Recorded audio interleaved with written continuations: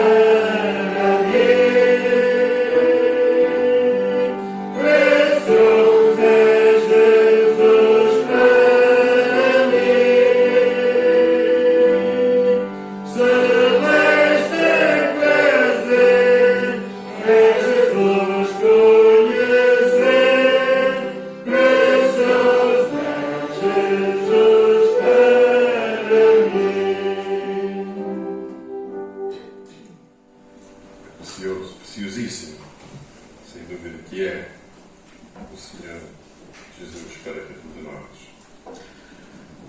Permanecendo assim de pé, nós vamos orar ao Senhor por bênção para este culto e ao nosso irmão Vitor Sequeira, por favor, de invocar a bênção do Senhor. Senhor, queremos continuar a adorar o Teu nome e a louvar-Te. E estamos gratos nesta manhã por podermos estar aqui. Tu nos tens dado a vida, a saúde, o pão de cada dia. De Ti temos recebido tantas bênçãos, Senhor. E sabemos que não é pelo que nós merecemos, mas é pela Tua misericórdia. E agradecemos também, Senhor, pela salvação que Tu preparaste para nós, quando enviaste o Teu amado Filho desde o céu, para morrer no Calvário e dar a sua vida em resgate daqueles que crescem nele.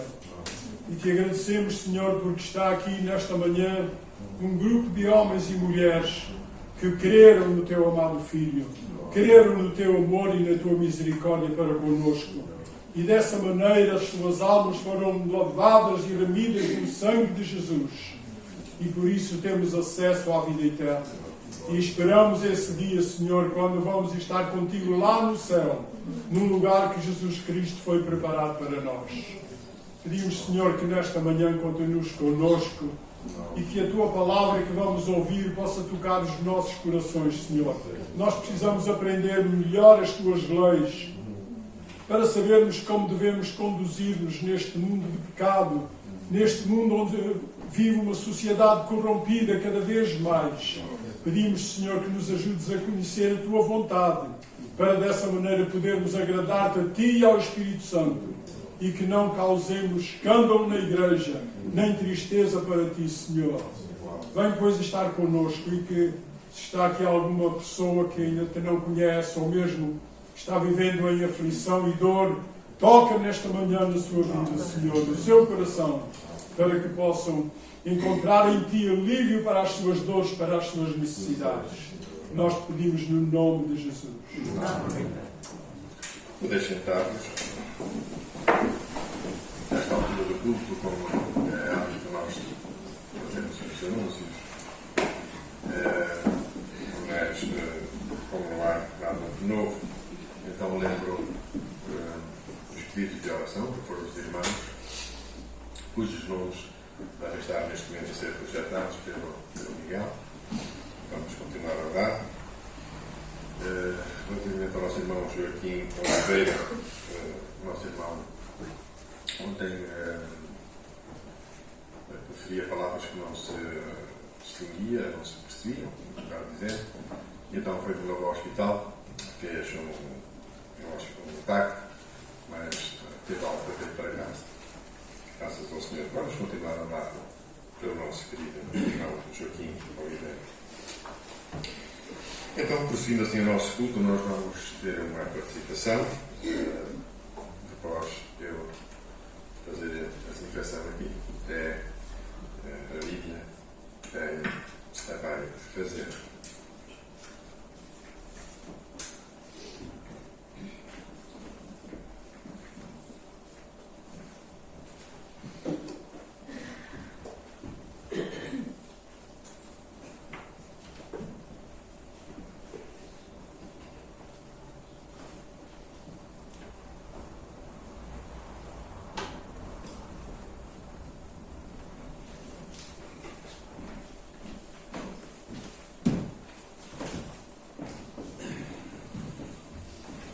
Bom dia a todos os irmãos. Queria dizer que o meu tio me convidou a semana passada para eu poder dar uma palavrinha aos irmãos, e hoje de manhã levantámos e o inimigo contente connosco. Chegámos à garagem para pôr o carro a trabalhar e não trabalhava. Mas mesmo assim o Senhor deu-nos, preparou-nos um carro para chegarmos aqui. Quando cheguei, o Abel veio ter comigo e disse assim: não marcaste o culto. E eu pensei assim, realmente, porque costuma ser a minha irmã anda a marcar o culto. E ela esta semana não veio, e como estamos habituados a isso, eu confiei-me. Quando cheguei, o Abel disse: não marcaste, mas arranjou-nos ali 2 lugares. O Senhor é maravilhoso. Este pensamento que eu queria compartilhar com os irmãos é num livrinho que alguns irmãos já conhecem, eu sei que a irmã Helena Frias conhece, que é o livro de cheques do Banco da Fé. Este livro tem-me acompanhado desde que a minha mãe faleceu. Este livrinho pertence a ela e a minha mãe muita vez me comentava estes pensamentos. Muita vez me dizia: olha, hoje o Senhor pôs isto no meu coração. E nós, quando andámos a limpar a casa, e assim, o meu pai tinha muitos livros, e este livro veio à minha mão. Eu disse: fica para mim. E todos os dias é um livro que me acompanha, que eu faço a minha leitura diária e o Senhor tem-me abençoado muito. Então eu queria compartilhar com os irmãos aqui uma passagem, um pensamento, porque este livro do Banco da Fé é como um compromisso que nós temos com o Senhor. Um cheque é um compromisso. Então, o cheque do Banco da Fé é as promessas que o Senhor nos deu e nós temos que confiar. Então, diz assim, este pensamento é do dia 9 de dezembro. E Jesus disse-lhe: se tu podes crer, tudo é possível ao que crê. A nossa incredulidade é o maior obstáculo no nosso caminho. De facto, não há outra verdadeira dificuldade para o progresso e prosperidade espiritual. O Senhor pode fazer tudo, porém, Ele estabelece a regra de que, conforme a nossa fé, nos será feito, e a nossa incredulidade ata às mãos onipotentes. Sim, os aliados do mal serão afastados, se tão somente pudermos crer. A verdade desprezada levantará a sua cabeça. Se tivermos confiança no Deus da verdade, podemos aliviar a nossa carga de aflição ou passar, sem sofrer dano, pelas ondas da tribulação se cingirmos aos nossos lombos o cinturão da paz, ajustado pelas mãos da confiança. Porque não podemos crer? É-nos possível tudo, exceto crermos em Deus? Ele é sempre verdadeiro, porque não confiamos nele. Quando o nosso coração se encontra em bom estado, a fé não nos custa esforço. É então muito natural apoiarmos em Deus como é, para um menino confiar no seu Pai. O pior é que, geralmente, podemos crer em Deus acerca de tudo, menos na urgente e presente prova. Isto é torpeza. Vem, minha alma, sacode o teu pecado e confia no teu Deus, a respeito da carga, trabalho e gemido deste tempo presente. Feito isto, tudo será feito. Amém.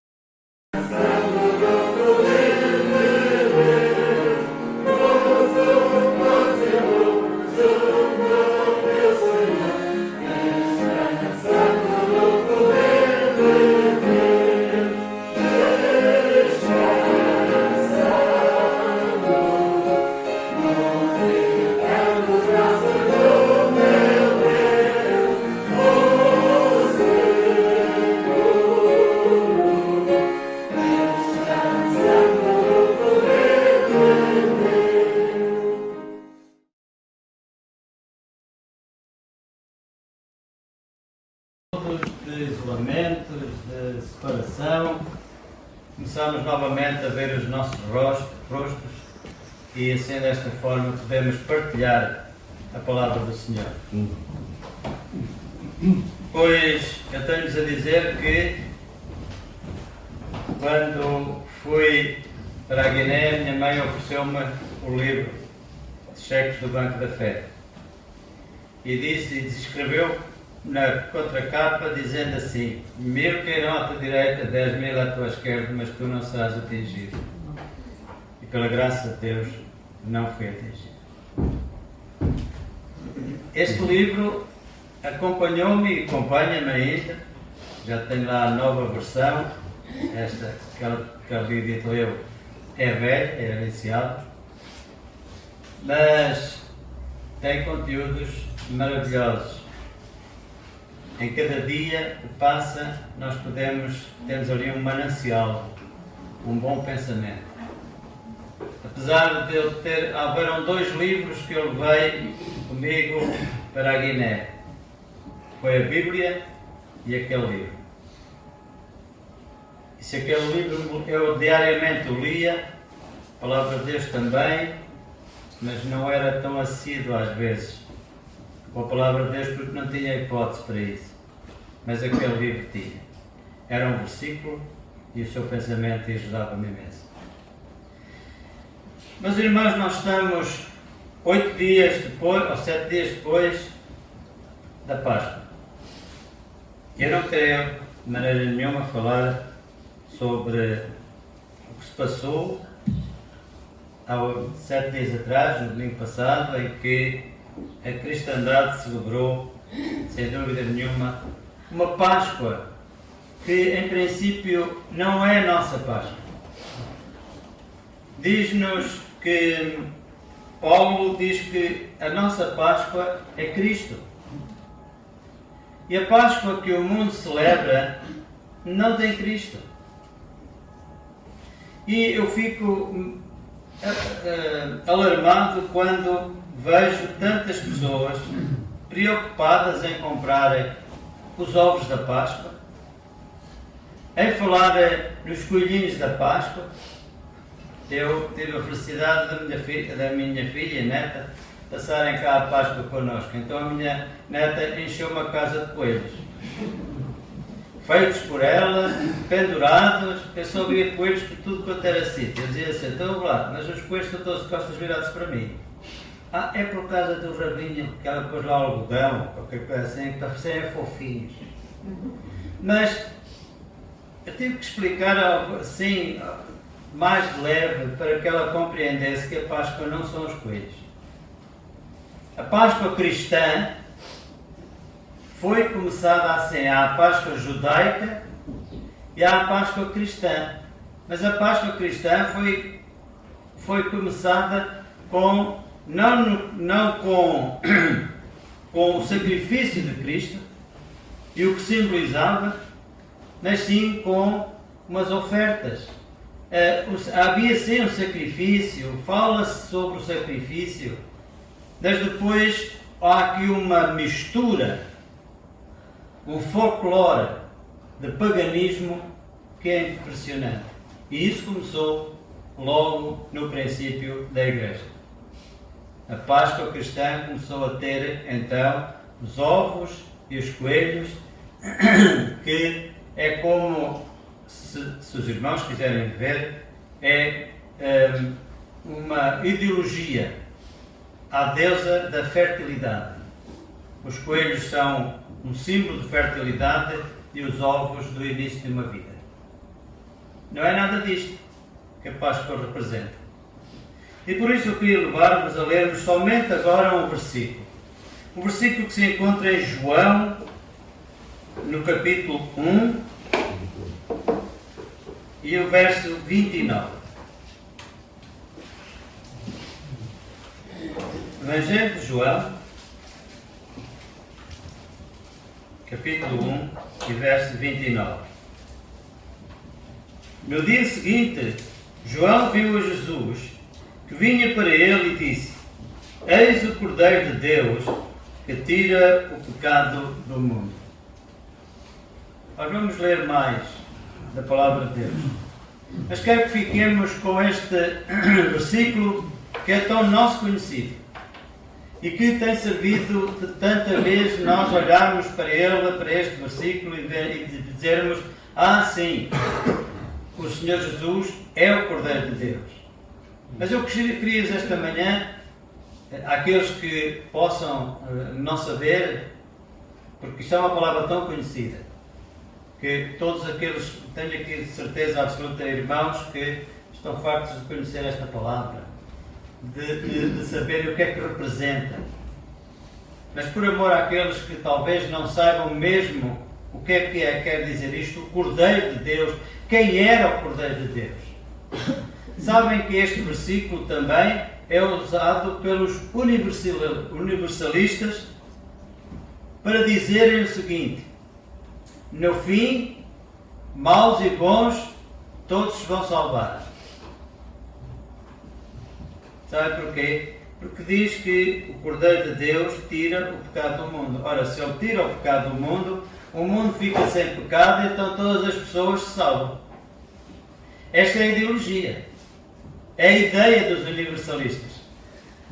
Que olham para o universo, para o cosmos, e que dizem assim: não vale a pena eu ser aqui todo bonzinho, porque no final Deus vai ter misericórdia de mim e vai me salvar. Mas não é isto que o Cordeiro de Deus faz. Não é isto que o Cordeiro de Deus representa. E por isso eu não vou ser extenso na explicação, mas sabem que quando houve pela primeira vez alguém sacrificou um cordeiro para apresentar ao Senhor, foi Abel. Abel era pastor, seu irmão Caim dedicou-se à terra, à agricultura, era lavrador. E houve uma altura em que eles colocaram no seu coração apresentar uma dádiva em sacrifício ao Senhor, e Caim levou aquilo que achou que era bom para o Senhor. Não teve muito cuidado. Levou produto da terra. Mas Abel foi aos primogênitos do seu rebanho e levou um cordeiro e o sacrificou ao Senhor. E diz que o Senhor se agradou do seu sacrifício. Mais tarde nós encontramos outro sacrifício, antes da instituição da Páscoa. Abraão teve um filho, já da sua velhice. Era, por assim dizer, o seu coração. E Deus disse: dá-me o teu filho. E ele levou o filho e armou o altar. E quando se preparava para imolar o seu filho, com aquela certeza de que Deus tinha prometido uma grande nação e certamente não ia matar o seu filho, mesmo que o matasse, ele o ressuscitaria. Ele estava ali temente a Deus. E quando ele estava para imolar o seu filho, houve uma voz que disse: olha, não faças mal ao rapaz. E o que é que ele encontrou? Diz que havia ali, há umas traduções que dizem um cordeiro, há outras que dizem um bode, para o sacrifício. Mas eu gostaria de nos firmarmos um pouco mais na palavra que nós encontramos em Êxodo, no capítulo 12. Onde é instituída a primeira Páscoa. Êxodo, nós sabemos que o povo estava há 430 anos no Egito, para onde tinha ido quando José ali estava, mas agora estavam a ser subcarregados e estavam a ser escravizados. E sabemos que o povo de Israel clamava ao Senhor para que o libertasse. E o Senhor mandou Moisés. E Moisés fez uma série de atitudes, de coisas que o Senhor lhe mandou fazer. Mandou vir pragas. E depois Deus anuncia a Moisés e diz: olha, vai haver, para tocar no faraó, eu vou matar todos os primogênitos. terrível. Moisés deve ter pensado, e agora, Senhor? Até nós vamos ficar sem os nossos primogênitos? Mas o Senhor arranjou algo. E nós vamos ler capítulo 12, apenas alguns versículos, e vamos nos deter aqui também para melhor exemplificarmos o que é que Deus tinha para o seu povo e como Cristo, que é a nossa Páscoa, significa para nós. Diz assim: E falou o Senhor a Moisés e a Arão na terra do Egito, dizendo: Este mesmo mês vos será o primeiro dos meses. Este vos será o primeiro dos meses do ano.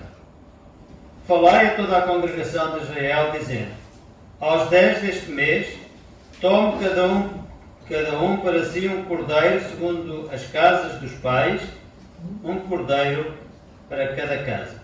Primeira coisa, aos 10, e notem o que eu estou a dizer, aos 10 eles tinham que escolher o cordeiro. Vamos continuar.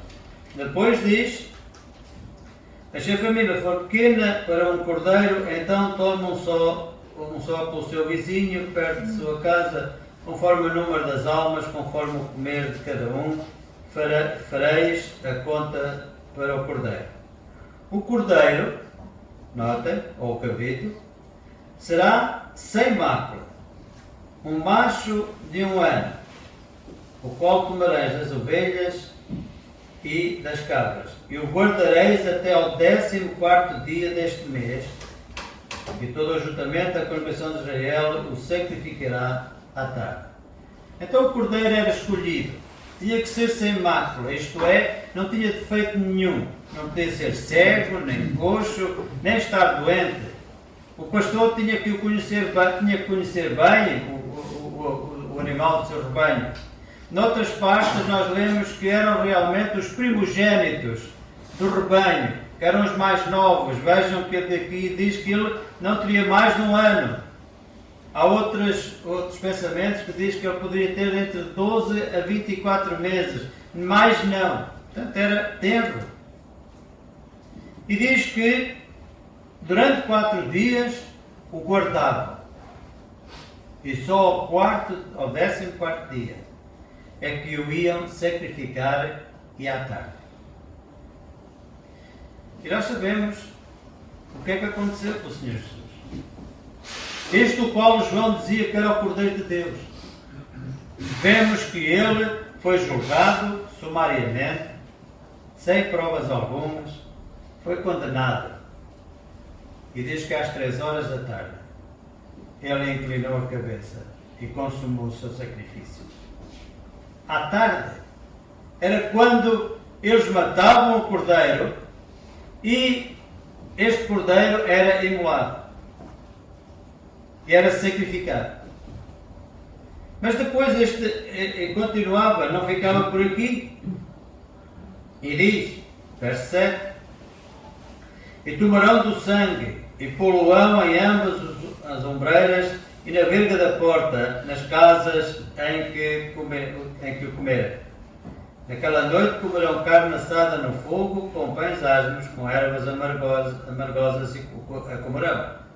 Não comereis dele nada cru, nem cozido em água, senão assado ao fogo, da cabeça com os pés e com a forsura. Noutra parte da palavra de Deus, diz-nos, e João frisa isso no seu Evangelho, dizendo que quando o Senhor Jesus foi à cruz do Calvário, nenhum osso foi quebrado. Porque quando os soldados chegaram lá e furaram o seu lado, e quando se preparavam para partir as pernas, como faziam a todos os outros que estavam na mesma situação, para que não fugissem, eles quebravam-lhes as pernas, viram que o Senhor Jesus já tinha entregue o Espírito. O seu osso não foi quebrado.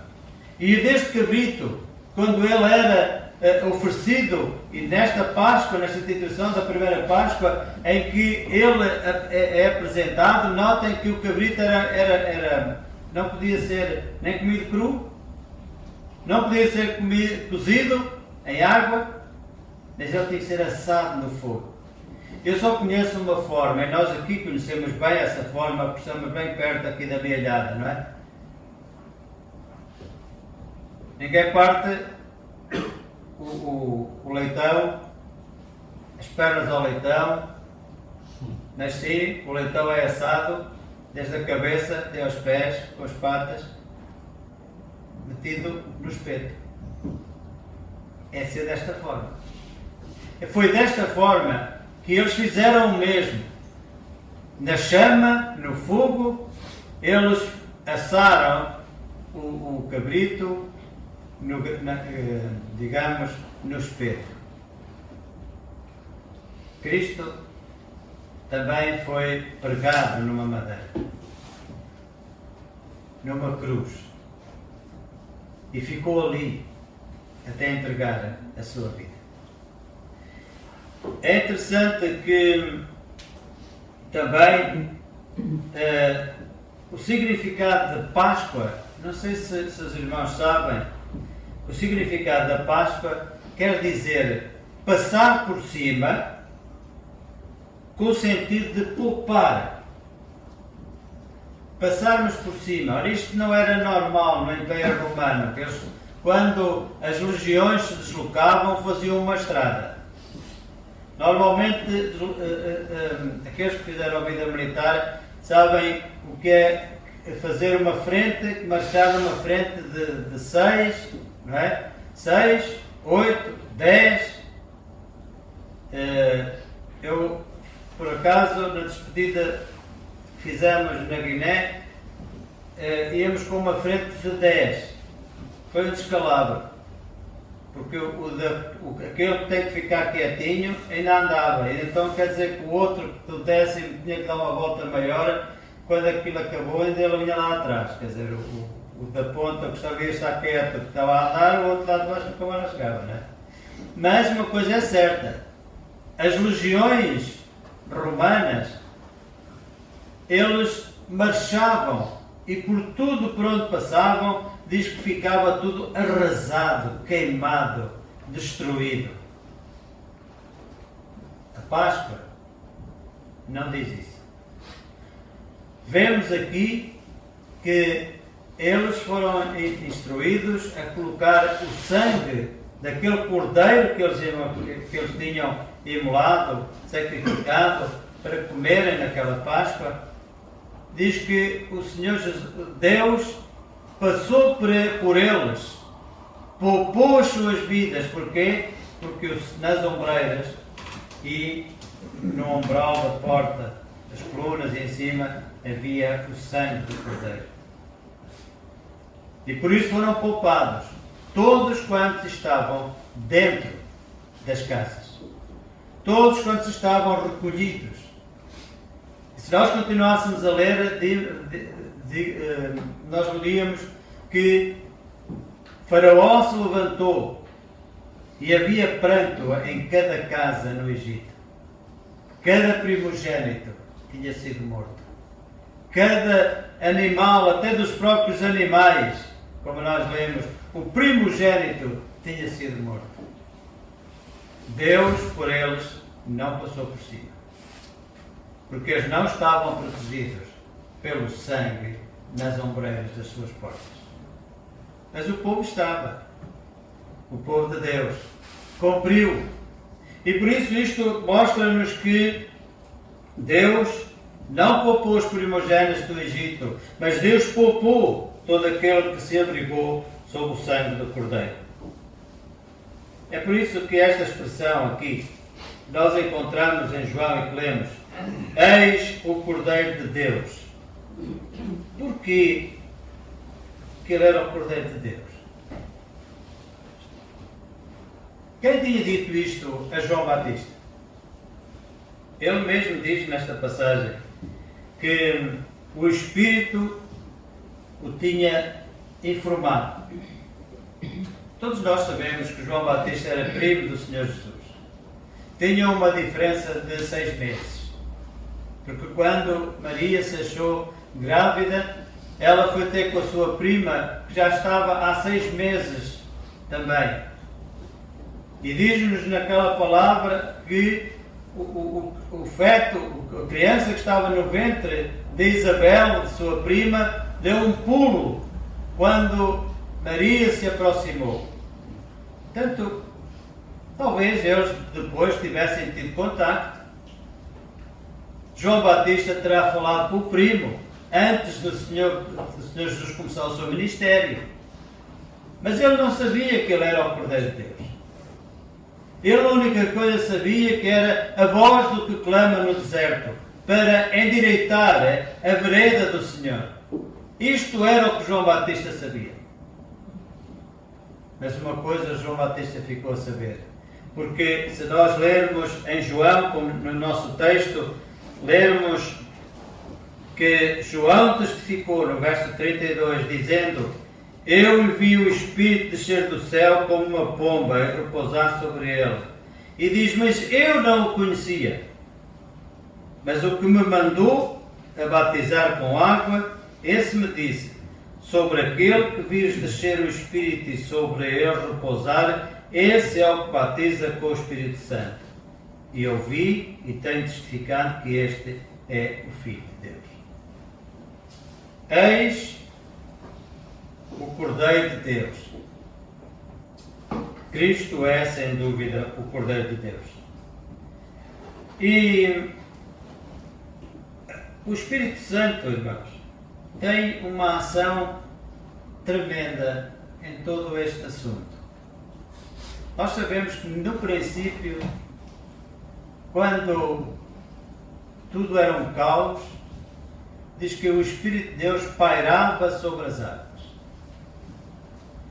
E o Espírito de Deus, agora aqui, tem uma importância enorme em tudo o que se passa à volta do próprio Cordeiro de Deus.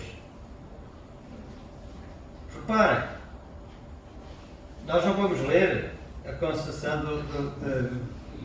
do Senhor Jesus, mas sabemos que foi anunciado que o Espírito Santo desceria sobre Maria e ela daria à luz um filho varão, ao qual poria o nome de Jesus.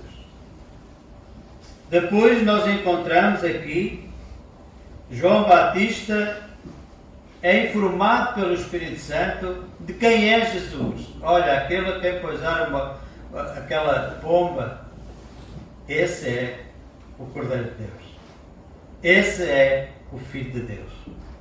Depois vemos que mesmo quando o Senhor Jesus foi batizado, desceu às águas e João Batista não o queria batizar. Dizer: não, eu é que preciso ser batizado. Eu não sou digno nem de desatar as tuas sandálias. E o Senhor Jesus disse-lhe: é necessário que se faça, para que se cumpra toda a justiça e toda a lei de Deus. Por isso ele desceu às águas. Não como aos outros, a quem João Batista dizia: arrependei-vos, porque é chegado o reino de Deus. Não foi nesse sentido que o Senhor Jesus desceu às águas, porque ele não tinha pecado, não tinha que se arrepender de coisa alguma, mas necessitava que o Espírito Santo testemunhasse dele publicamente, para que ele pudesse começar o seu sacerdócio com poder. E notem, é que depois este mesmo Espírito, quando ele saiu das águas, diz que o levou, impeliu para o deserto, onde ele esteve 40 dias e 40 noites a ser tentado. E nós conhecemos bem a tentação do Senhor Jesus.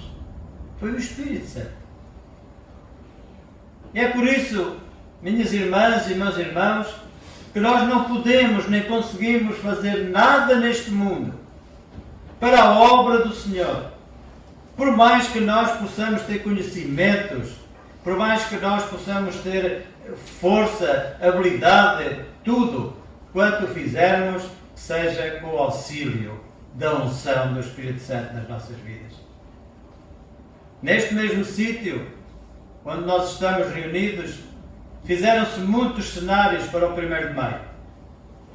Muitos de vocês não estavam aqui, se calhar, mas muitos se lembram. O Pedro lembra-se. Muitas vezes punhamos aqui a pintar, não era? No chão, o cenário espalhado, e nós a fazermos pinturas e depois as letras, e umas coisas não saíam lá muito bem, outras saíam mais ou menos tortas, mas pronto, ao longe não se notava nada. Mas sabem que uma coisa que nós fazíamos era depois de estar o cenário no chão, estar o desenho mais ou menos, e antes de começarmos a aplicar as tintas, eu quero dizer que se houvesse um falhanço, o trabalho ia todo por água abaixo. Eu disse no Pedro, também estou a lembrar do Filipe, passámos aqui algumas noites até às tantas, não é? Valíamos as padarias, íamos ao pão fresquinho, quentinho, era uma maravilha. E então, o que é que nós fazíamos?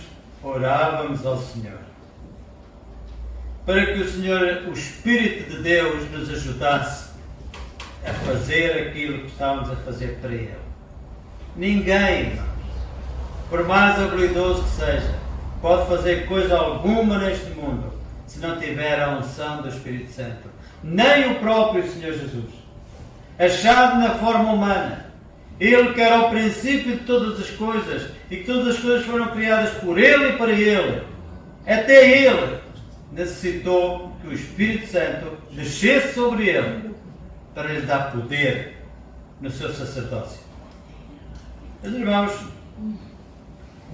Jesus veio cumprir toda a justiça de Deus. Mas esta, Ele veio, não porque Deus o mandou, mas Deus amou-nos e mandou o seu amado Filho, é verdade. Mas Ele veio por sua própria vontade.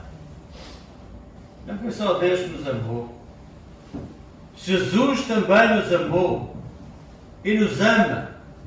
E por isso Ele veio por sua própria vontade, sabendo que ia morrer na cruz do Calvário por amor a mim, amor a cada um de vós. E Ele veio realmente tirar o pecado do mundo. Mas é o pecado daquele mundo que o quer aceitar como seu único Senhor e Salvador.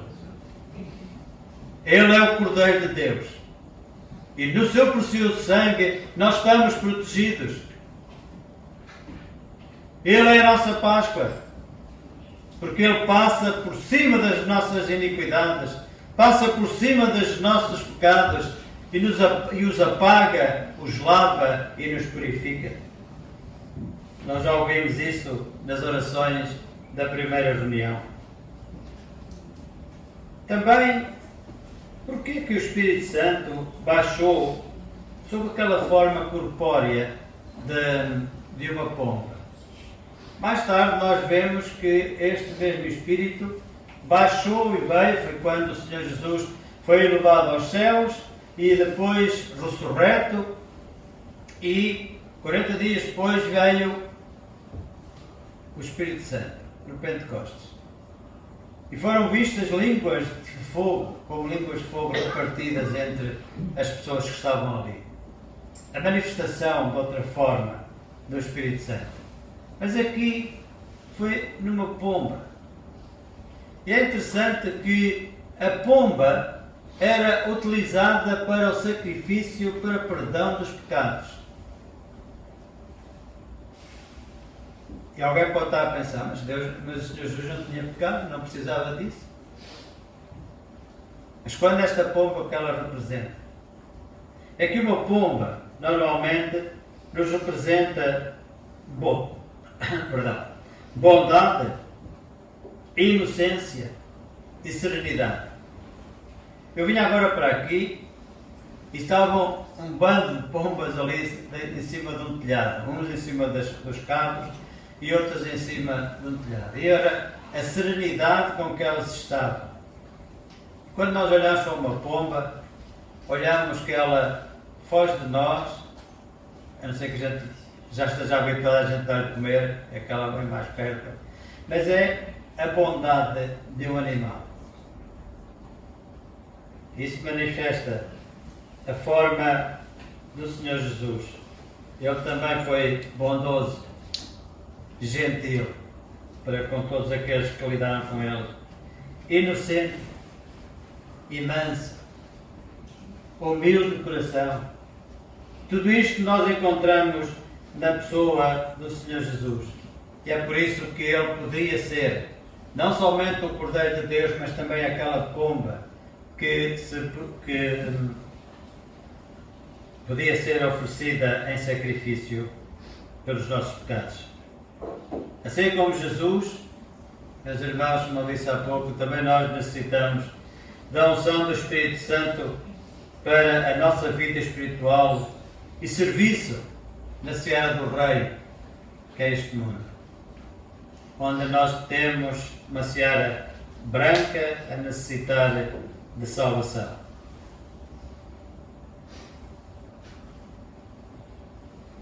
Há pouco disse-vos que Paulo tinha dito que Cristo era e chama a Cristo a nossa Páscoa. Porque pelo seu sangue, a justiça de Deus poupa-nos e passa por cima de cada um de nós, das nossas iniquidades, dos nossos pecados. Ele foi o Cordeiro Imaculado, ou imolado no Calvário. Ele cumpriu toda a justiça de Deus, tomando o cálice da ira de Deus que está reservado para este mundo. Ele é a nossa Páscoa. Em 1 Coríntios, ele diz-nos, porque Cristo, nossa Páscoa, foi sacrificado por nós. Mas eu gostaria de ler-vos outra passagem que se encontra em 1 de Pedro. O apóstolo Pedro fala sobre ele também, sobre esta Páscoa, sobre Cristo. Capítulo 1 da 1 de Pedro, e vamos ler apenas alguns versículos, a começar no versículo 17. 1 de Pedro, capítulo 1, e verso 17, diz: E se invocais por Pai aquele que, sem exceção de pessoas, julga segundo a obra de cada um, andai em temor durante o tempo da vossa peregrinação, sabendo que não foi com coisas corruptíveis como prata ou ouro que fostes resgatados da vossa vã maneira de viver que, por tradição, recebestes os vossos pais. Mas note agora: mas com o precioso sangue de Cristo, que, como de um cordeiro imaculado e incontaminado, o qual, na verdade, em outro tempo, foi conhecido ainda antes da fundação do mundo, mas manifestado nestes últimos tempos por amor de vós. E por ele credes em Deus, que o ressuscitou dos mortos, e lhe deu glória para que a vossa fé e esperança estivessem em Deus, purificando a vossa alma na obediência à verdade, por amor, para a caridade fraterna, fraternal, não fingida, amai-vos ardentemente uns aos outros como um coração, ou com um coração puro. Notem aqui: e por ele credes que Deus, que o ressuscitou dos mortos, lhe deu glória, que a vossa fé e esperança estivessem em Deus. É, sem dúvida, algo que nos leva a pensar. Nós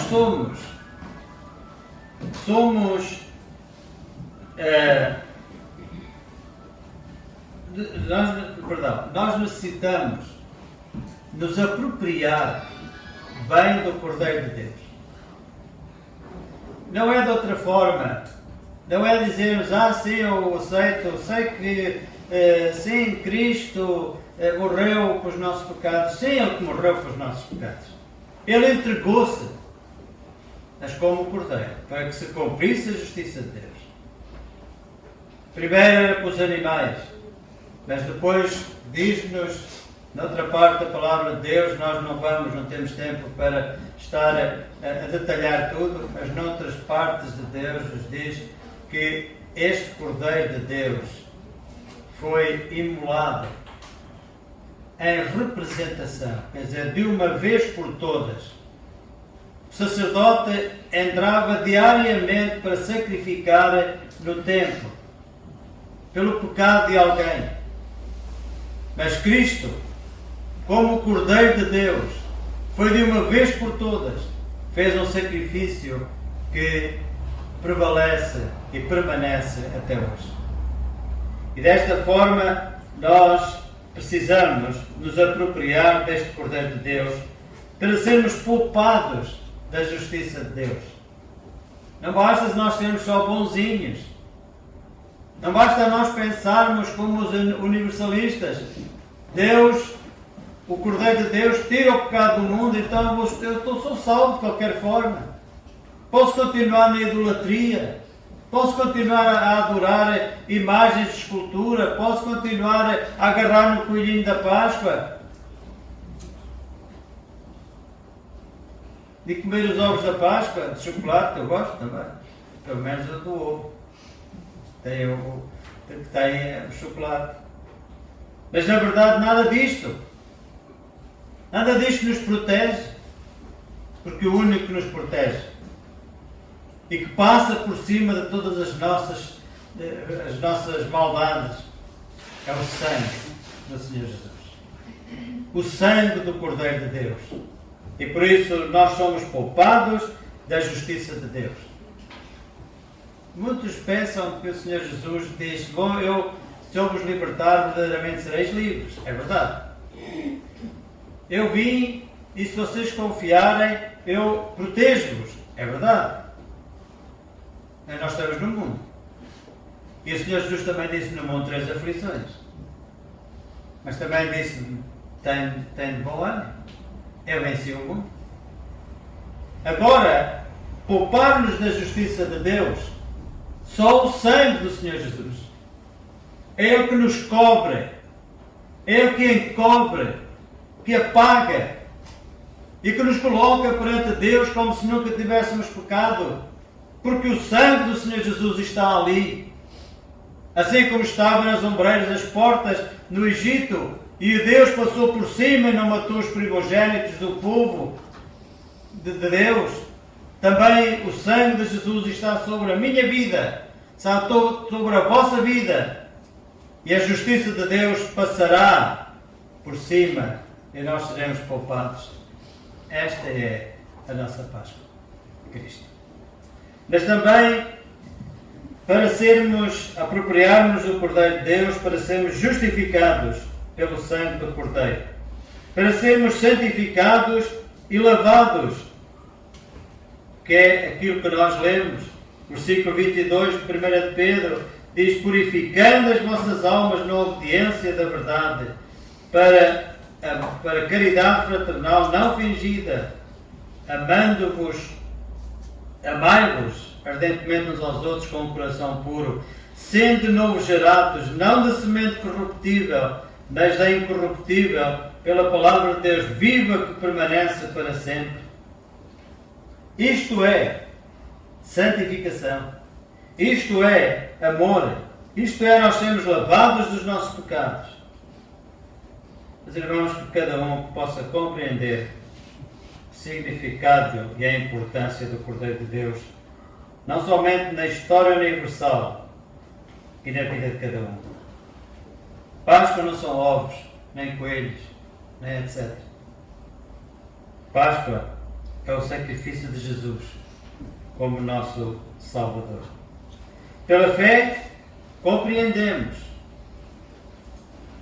como ele diz no verso 21, para que a vossa fé e a esperança estivessem em Deus. Pela fé, confiamos no sacrifício de Jesus na cruz do Calvário e no poder do seu sangue para nos perdoar, lavar e salvar da condenação eterna. Não tenham dúvidas. Deus julgará o pecado e com ele, a desobediência. Mas em Jesus nós temos a libertação. Se verdadeiramente o Filho vos libertar, vós sereis livres. basta apropriarmos-nos do Filho. Basta apropriarmos-nos do Cordeiro de Deus. Basta considerá-lo porque Ele é realmente a nossa Páscoa. Que é Ele que nos cobre e que nos poupa da justiça de Deus. E ser desta forma, nós poderemos e vamos certamente reinar com Ele pelos séculos dos séculos. Êxodo mostra-nos ali a eficácia do Cordeiro. A eficácia do sangue do Cordeiro naquela primeira Páscoa instituída. Foi eficaz. O anjo do Senhor, ao mesmo Deus, passou pelo Egito, matou todos os primogênitos. Mas o povo que estava protegido debaixo do sangue do Cordeiro não foi atingido. Em Levítico, nós encontramos a natureza do Cordeiro. Tinha que ser sem mácula, pureza. E essa pureza nós encontramos também no nosso Salvador, o Senhor Jesus. Em Isaías, encontramos ali a personalidade do Cordeiro. Porque ele diz ali, ele, o Cordeiro, como servo do Senhor. Isaías já profetizava. E por isso, meus irmãos, termino com o convite. Adoremos o Cordeiro de Deus que tira o pecado.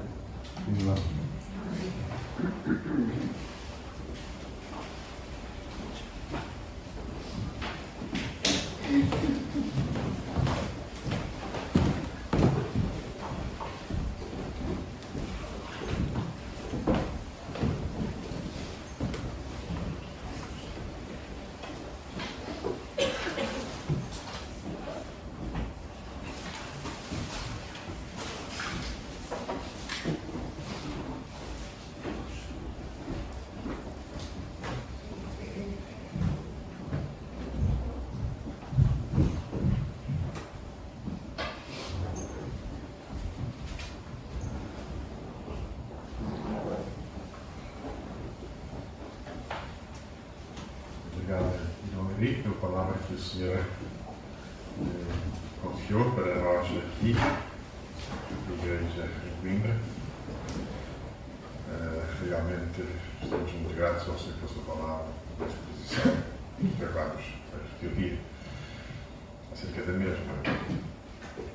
Nunca é de balde que vimos à casa do Senhor, mas sempre saímos da mesma mais conhecedores do seu plano, do plano de Deus, do seu propósito para as nossas vidas, a sua vontade. Temos então chegado ao final do nosso culto.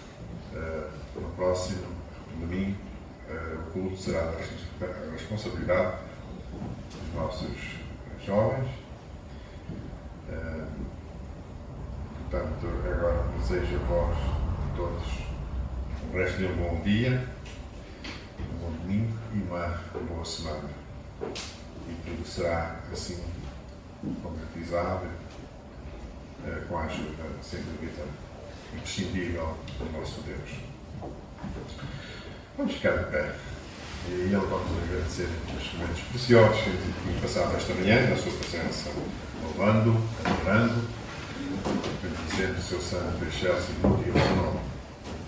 Pedia ao nosso irmão Samuel Coimbra, por favor, concluir a oração.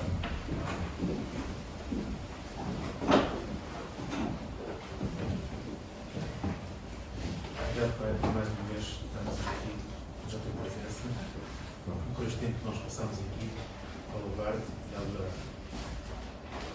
Não nos deixes esquecer do sacrifício que foi o Cordeiro de Deus. Ajuda-nos quando nós estamos em baixo, a lembrá-lo e a caminhá-lo através da leitura da tua palavra, todo o seu trajeto de sofrimento para tirar o pecado do mundo e nos libertar. Sei com cada um de nós também neste dia, Senhor, que não restore os nossos lares, acompanha-nos também nas nossas vidas. Eu te peço no nome do teu Filho. Amém.